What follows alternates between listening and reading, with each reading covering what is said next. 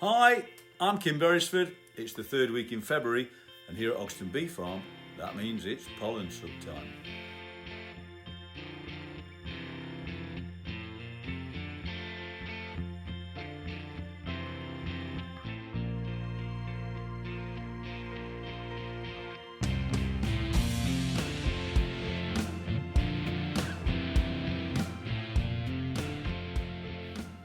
Well, I'm a great believer in giving my overwintered nukes and colonies that I've got lined up for inclusion in my queen rearing programme a protein boost. This encourages them to raise brood for an early build-up, so we get plenty of drones flying early on in the spring. It's not something that I'd recommend for everyone though. Healthy colonies, well, they usually get well on track for the nectar flow without us helping them out with supplements, and in some instances, boosting the colony's population before they're ready and before there's any natural forage for them can lead to starvation, or at the very least, you're going to have to feed them until the weather improves and the nectar starts coming in. We don't want to be doing that if we don't need it.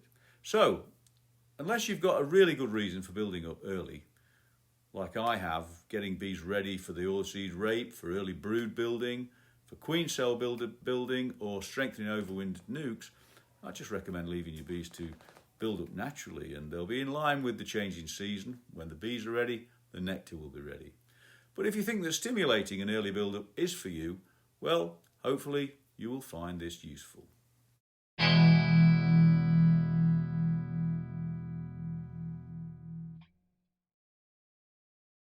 Well, today I'm going to try out a variation on a Mike Palmer recipe that I've used before.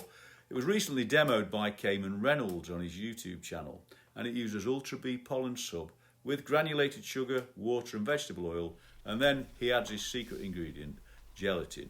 So when that's gone in the mix, hopefully it will sort out one of the ongoing problems that we have with our pollen patties. They dry out, the bees can't ingest the proteins, and then it's left to go mouldy in the hive or just rock hard, no good to man the bee. Well, gelatin's very hygroscopic, so that means it retains the water content. So by adding it to the mix, theoretically, it should keep the moisture in the patty. Well, we'll find out. I'm going to do two mixes, one with and one without gelatin. And we'll compare them in the hive and see how they fare. So, let's get to it.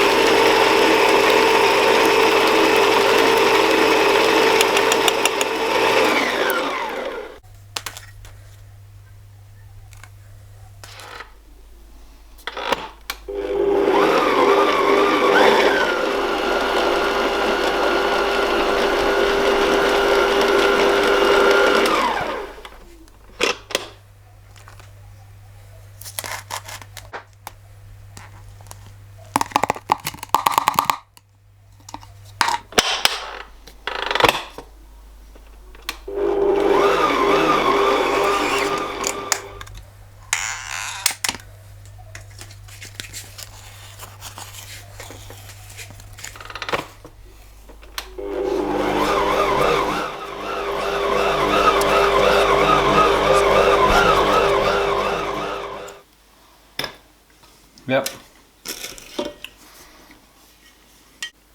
That doesn't look too bad at all.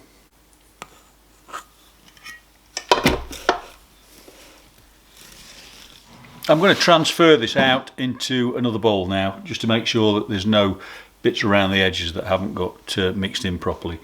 and then I'll leave it to stand for an hour or so, and then we'll divide it up and make it into patties.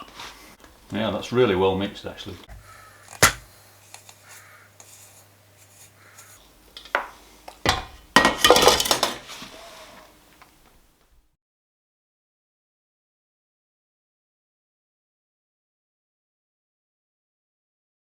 Well, it's been a couple of hours now, and let's just have a look and see what the consistency of this pollen sub is, and it's absolutely looking lovely. Let's have a pull a bit out here with this spoon.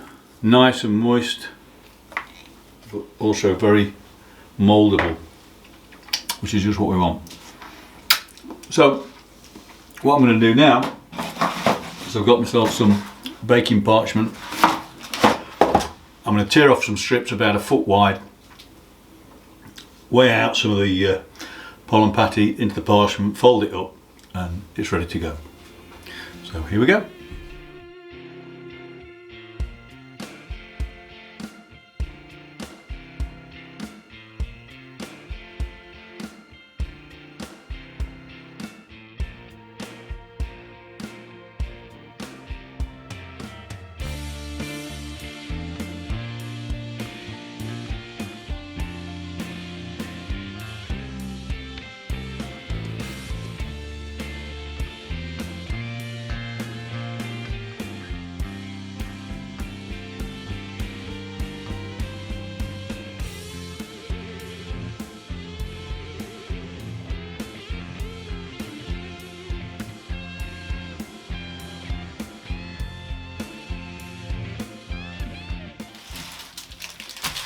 One, two, three, four, five, 6. There we go. 8 patties ready to go.